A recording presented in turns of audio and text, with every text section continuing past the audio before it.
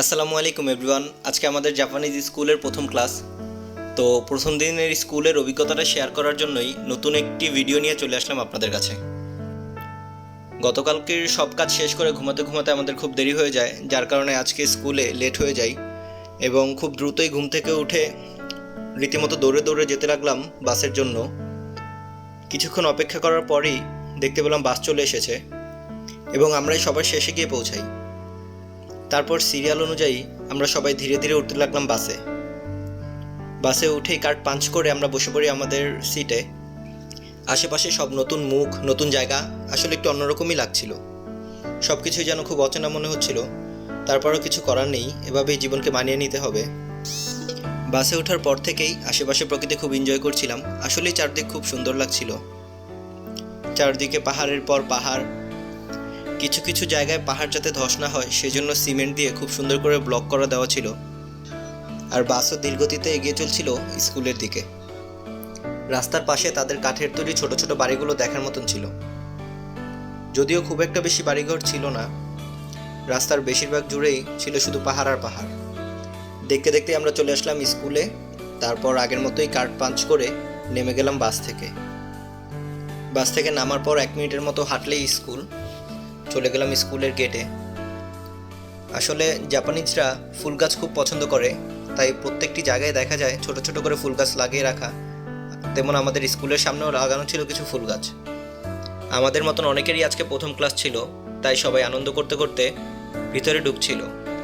স্কুলে ঢুকেই আমরা দুজনে দুটো ড্রিঙ্কস কিনে নিলাম।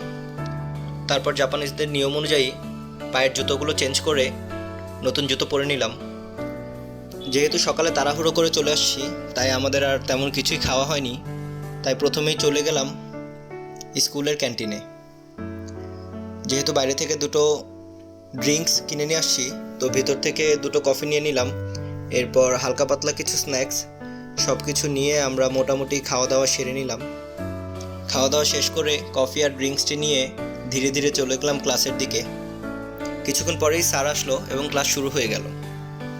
আসলে আজকে আমাদের প্রথম ক্লাস হলেও সকলেরই প্রথম ক্লাস না।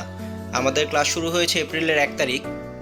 যেহেতু বাংলাদেশ থেকে আমাদের ভিসা পেতে একটু দেরি হয়েছে, তাই আমরা প্রথম ক্লাস করি এপ্রিলের 25 তারিখ, মানে অলরেডি 25 দিন তারা ক্লাস করেছে।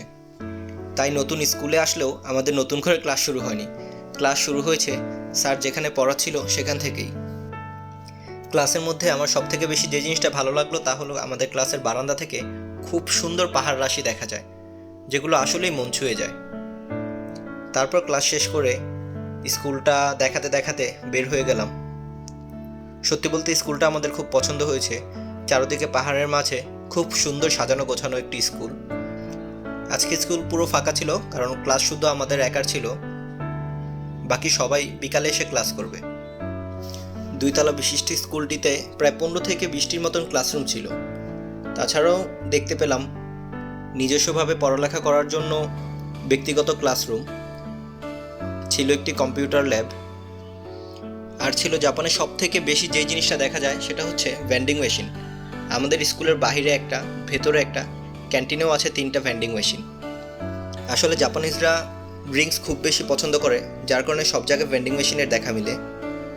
তারপর আবারও বাসায় ফেরার জন্য উঠে পড়লাম বাসে উঠেই পরিচিত হতে লাগলাম নতুন নতুন ক্লাসমেটদের সাথে। এই স্কুলে আমরা বাংলাদেশি ছাড়াও ছিল ইন্দোনেশিয়ান, মিয়ানমার, ভিয়েতনামিজ, নেপালি এবং থাইল্যান্ডের কিছু সংখ্যক স্টুডেন্ট।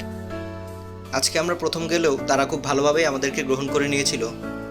তারপর বাসায় এসে একটু রামেন খেয়ে আজকের মতন ভিডিওটা এখানেই শেষ করলাম।